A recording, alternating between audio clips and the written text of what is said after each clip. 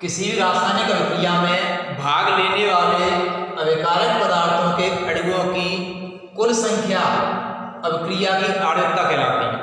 जैसे कोई अभिक्रिया है HCl plus NaOH equals to NaCl plus H2O। HCl होता है हमारा हाइड्रोक्लोरिक अम्ल, NaOH sodium hydroxide, NaCl sodium chloride और H2O जल। HCl अम्ल है जब कोई अम्ल किसी क्षार से क्रिया करता है तो लवण और जल बनाता है और यह अभिक्रिया कहलाती है उदासीनीकरण अभिक्रिया। ये जो निशान बना हुआ है, बराबर का निशान लगा है, इससे जो पहले पदार्थ होते हैं इन्हें कहते हैं अभिकारक पदार्थ, अर्थात वे पदार्थ जो किसी अभिक्रिया में भाग लेते हैं उनको कहते हैं अभिकारक पदार्थ। अतः यहाँ HCl और NaOH दोनों ही अभिकारक पदार्थ हो गए। अभिक्रिया पूरी होने पर जो पदार्थ बनते हैं उन्हें कहते हैं उत्पाद। अतः NaCl और H2O हो गए उत्पाद।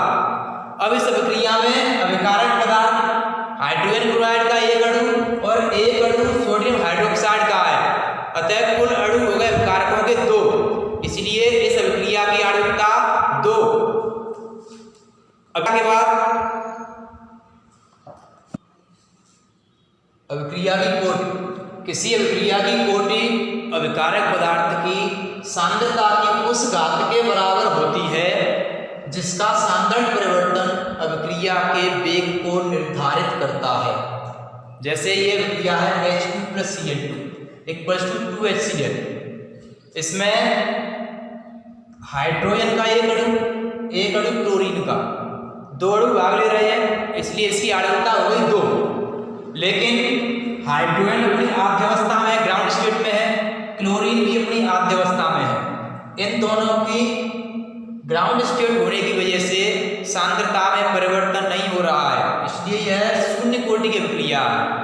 दूसरा उदाहरण है CH3COO CH3 plus H2O equals to CH3COOH plus CH3OH।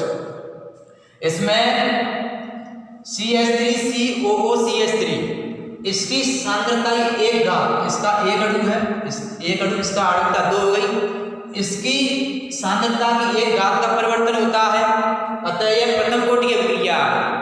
जल H2O आद्यावस्था में रहता उदासीन है, इसलिए इसकी कोटि नहीं गिनी जाएगी, इसकी सांद्रता में परिवर्तन नहीं हो रहा है, अतः यह अभिक्रिया प्रथम कोटि की अभिक्रिया कहलाएगी। तो इसका स्क्रीनशॉट लें। सबसे पहले बात करेंगे शून्य कोटि की अभिक्रिया की।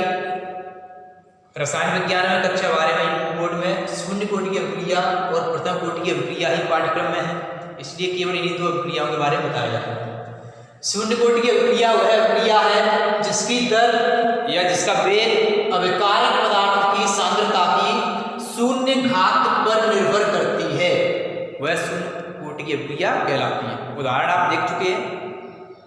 अब अभिकारक पदार्थ की सांद्रता की शून्य घात पर निर्भर करने का मतलब हो गया कि अभिकारक पदार्थ पर निर्भर ही नहीं करेगी, उसको क्या कहेंगे शून्य कोटि की अभिक्रिया। दूसरी है प्रथम कोटि की अभिक्रिया, वह अभिक्रिया जिसकी दर या जिसका वेग अभिकारक पदार्थ की सांद्रता की प्रथम घात पर निर्भर करती है, प्रथम कोटि की अभिक्रिया कहलाती है। शून्य कोटि की अभिक्रिया और प्रथम कोटि की अभिक्रिया में अभिक्रिया दर या वेग ये शब्द आ रहे थे। तो क्या है अभिक्रिया दर, अभिक्रिया का वेग क्या होता है? किसी भी रासायनिक अभिक्रिया में भाग लेने वाले जो अभिकारक पदार्थ होते हैं उनकी सांद्रता परिवर्तन की दर को अभिक्रिया की दर या अभिक्रिया का वेग कहते हैं। किसी रासायनिक अभिक्रिया में अभिकारक पदार्थ की सांद्रता परिवर्तन की दर को अभिक्रिया दर या वेग कहते हैं। यदि dt समयांतराल में अभिकारक पदार्थ में dx मोल सांद्रित हो तो अभिक्रिया वेग dx dt होगा, और यदि dt समय के बाद dc मोल शेष बचे तो अभिक्रिया का वेग माइनस dc dt होगा। शून्य कोटि की अभिक्रिया के लिए वेग स्थिरांक का व्यंजक। माना शून्य कोटि की कोई अभिक्रिया निम्नवत है, अभिकारक पदार्थ है A और यह अभिक्रिया के बाद कोई उत्पाद बनाता है, तो इसका वेग क्या होगा? अभिक्रिया वेग dx dt proportional to a⁴0। ये जो ब्रैकेट में लगा हुआ है बड़े कोष्टक में किसी अगर पदार्थ को रखा जाए तो सक्रिय द्रव्यमान का प्रदर्शन होता है। ये हो गया एक्टिव मास ऑफ a⁴0, यानी सक्रिय द्रव्यमान a की घात 0, क्योंकि परिभाषा में था अभिकारक पदार्थ की सांद्रता की घात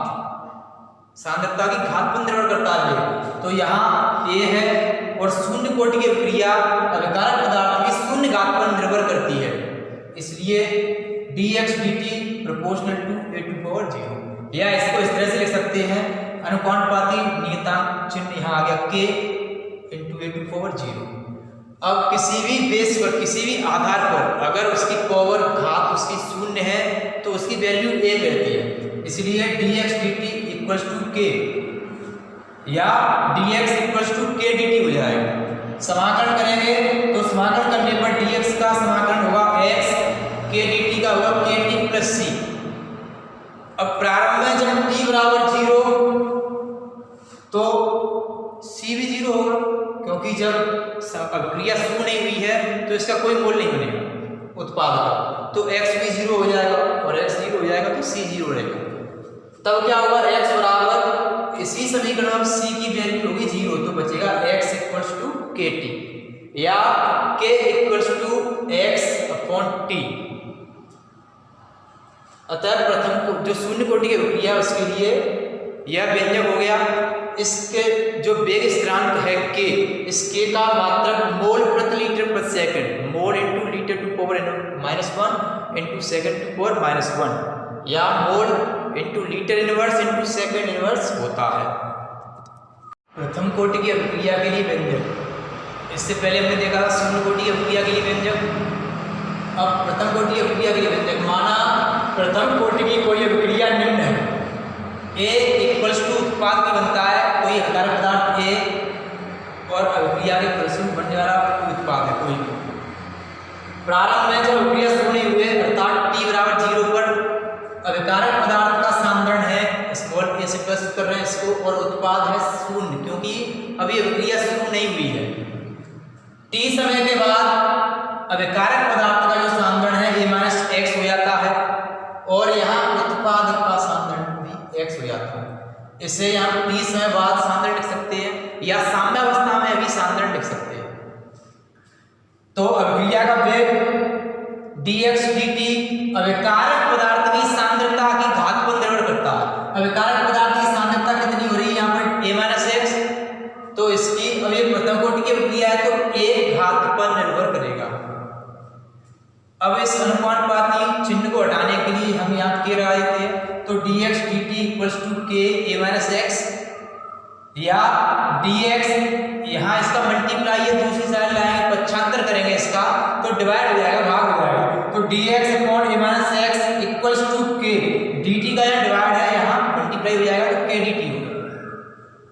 अब इस दोनों पक्षों का समाकलन करेंगे तो समाकलन dx/a-x = k dt, इसका समाकलन करेंगे तो इस भाग का समाकलन हो जाएगा -log a-x और इस भाग का, इस पक्ष का समांतर होगा kt + c। जब t = 0 तो x = 0,